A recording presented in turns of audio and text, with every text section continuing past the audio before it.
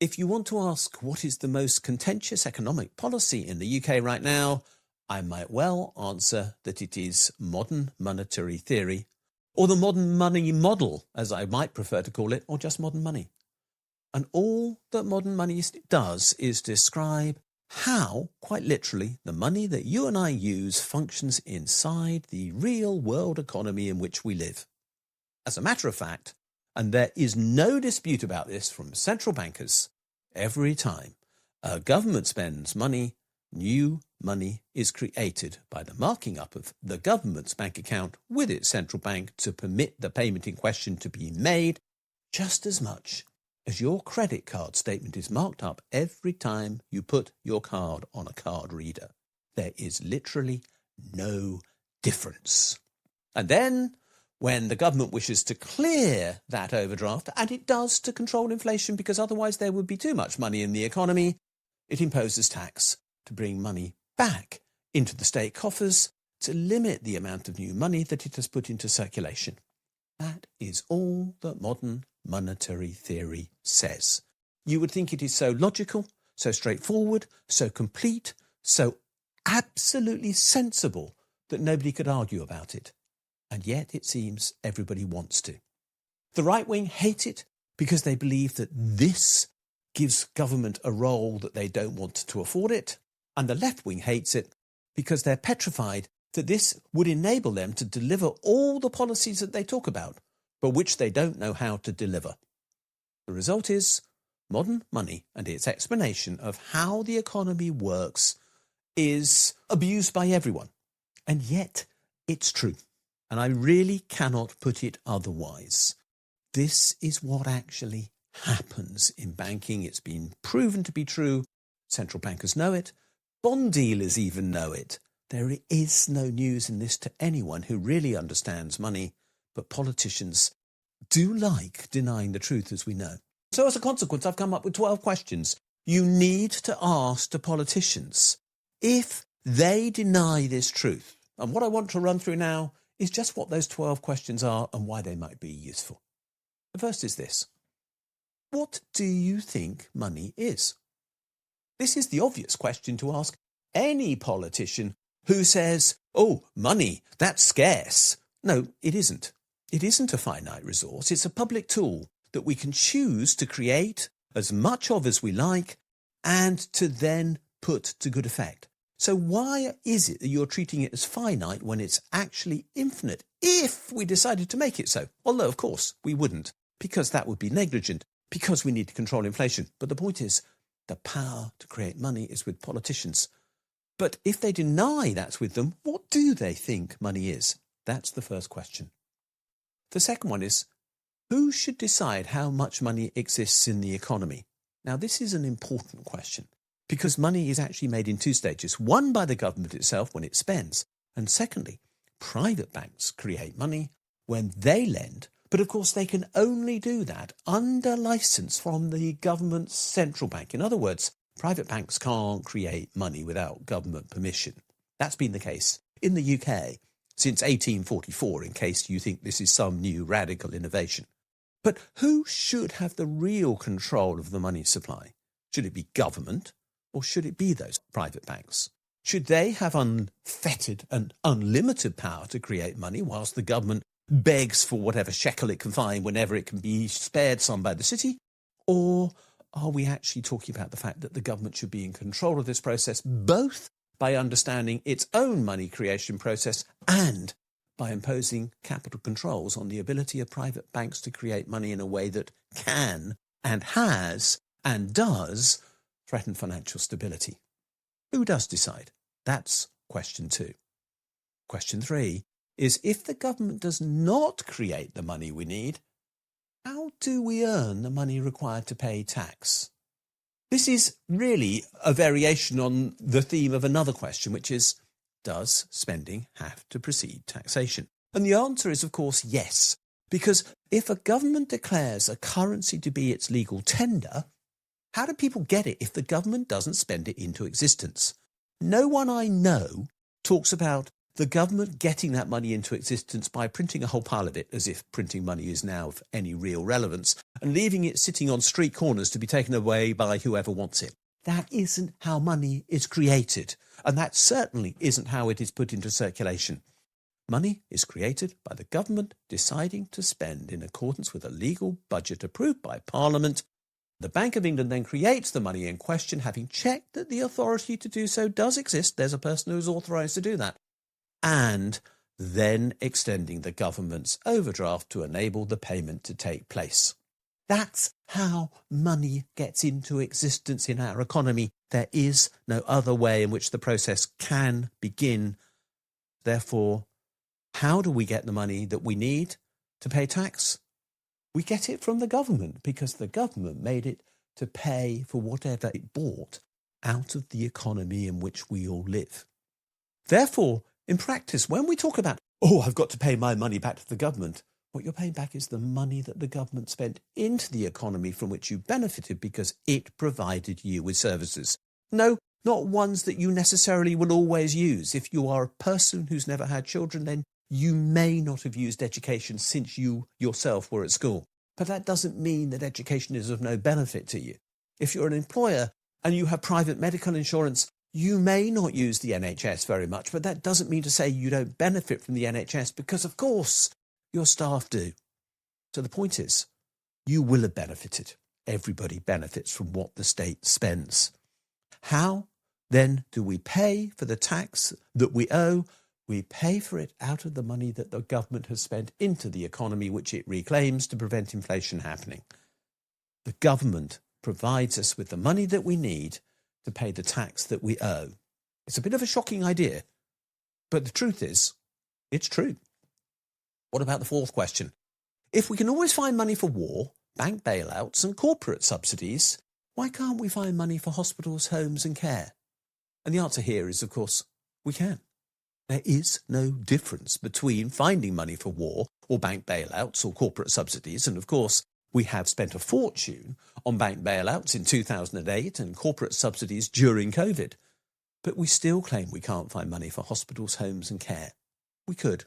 It's just down to choice. Nothing else explains the difference. We could always find money for those things if we wanted to, and we understood how money works. So what's question 5? Who benefits when we treat the government as financially constrained? Because that's what governments do. Rachel Reeves has her fiscal rules. All her Tory predecessors had fiscal rules. All of them pretend that they cannot spend because the markets won't let them and money is scarce and they can only put back into the economy what the private sector will let them have, which is a whole pile of hogwash. They create a narrative of austerity, claiming it is a technical inevitability and that political choices demand that they must therefore constrain the services that are available to us. That is about preserving the interests of wealth. It is about preserving the interest of right-wing economists who want the state to be small. It is about preserving the well-being of the City of London. But it's not about preserving your well-being or mine.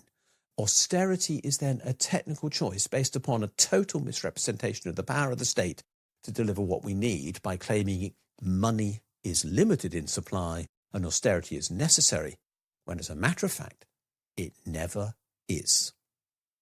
What is question 6? It is, if unemployment exists, who chooses it? Now that sounds to many people like an odd question. Nobody chooses to be unemployed, don't they? Want a job. And as a matter of fact, most companies don't like making people unemployed. I genuinely think that's true. Most people who I've known who've had to make people unemployed in companies, and I have done so in my career, hate the process. They understand the pain they are causing. They are, most of them, human beings. They don't want to create unemployment. But if unemployment happens, and unemployment happens on a large scale, in other words, it's systemic and not just because of a particular local failure, then who has chosen to create unemployment? And the answer is, of course, the government has, because it has not injected enough money into the economy to use all the resources that are available within that economy to best effect. One of the resources that is not put to use is, of course, the people who want to offer themselves as employees. So the government could create the money to deliver full employment whenever it likes. That is an option available to it when we understand that it can create money. They could secure work and dignity for everyone, but they don't. So if unemployment exists in an economy, who chooses it? The answer is a government who doesn't understand money. What is question 7? Well, it's a big one. Can we tackle climate breakdown without large and sustained public investment? And the answer is very clearly, no, we can't. We have climate breakdown precisely because the private sector has failed. The private sector treated the climate as an externality, as an economist would call it, something they didn't have to worry about, a free gift of nature in economic theory, something that we could exploit without any consequence. Only we now know that all of that was garbage. There was, in fact, an enormous cost of treating the climate in that way. But if the whole of our private sector is designed to ensure that we do not account for the cost it imposes upon the climate, then, of course, it is only the public sector that is going to change things. We have a choice, then. The government could deliver the future we need if only it chose to run the deficits that people who want to save with it require be created, because those deficits give them the opportunity to literally save with the government, which is what most people want to do in most economies around the world, where the evidence is that more than 80% of all savings are in government-backed savings vehicles. So, what is question 8? What actually causes inflation? And the answer is, it is not too much public spending. It is instead the abuse of market power by corporations and landlords. Let's be clear about this. Almost all the inflation that we have seen during most of my lifetime, and I am older than most people alive now, which is a shocking fact I have to come to terms with, was caused by the abuse of market power by corporations or landlords or banks. In particular, most was caused by some company somewhere denying resources to markets that people needed. That was oil in the 1970s. That was oil and gas during the recent outbreak of war in Ukraine. Sometimes during the course of the reopening from COVID, it was fitted kitchens or cars that people wanted to buy, which they couldn't get quite literally because they physically weren't available at the point they wanted to part with their cash. So they upped prices as a consequence in a bidding war to get whatever it was they demanded. At other periods, it's been the consequence of the excess of corporate profits or excessive interest rates, because excessive interest rates are themselves inflationary. The point is, there's almost never during my lifetime been inflation caused by people demanding too high a wage rise or the government spending too much. There's no evidence in the UK that government money creation has in fact ever caused inflation. So every time you hear somebody saying, oh, if the government prints money, we'll get inflation, they're wrong. That hasn't happened. But abuse of markets by companies resulting in inflation is our lived experience. So why do politicians choose to give the wrong answer? You now know the right answer. Ask politicians what actually causes inflation. And when they say it is government recklessness, correct them. Tell them it's corporate power that does so. What is question 9? Why should the left defend the idea that the state must borrow its own currency from the wealthy? That's my 9th question. And it's because I don't understand where the left is with regard to modern monetary theory. We've made other videos on this question, and it's an important question to address, because the left should be empowered by the idea that the state has available to it every single tool it needs to reallocate resources within society, from money creation, which directs spending to achieve outcomes, and taxation, which can be used to control inflation and at the same time redistribute income and wealth. This is the left's dream, which is, of course, why the right hate modern monetary theory, because they can see what it enables. And yet, we are living with a left-wing political hierarchy in the UK and in other countries who appear determined to deny the power that is already available to them, provided by the state that actually exists. The left doesn't need a class struggle. The left doesn't need a revolution. It doesn't need to overthrow. It just needs to claim the power that democracy could give to it if only it could get its act together and get voted into office with a true left-of-centre agenda. So it's their time to talk the truth. And the truth is that the state has the power to deliver everything they already want. What is question 10 then? This is, if the state creates money, why do we pretend it can run out?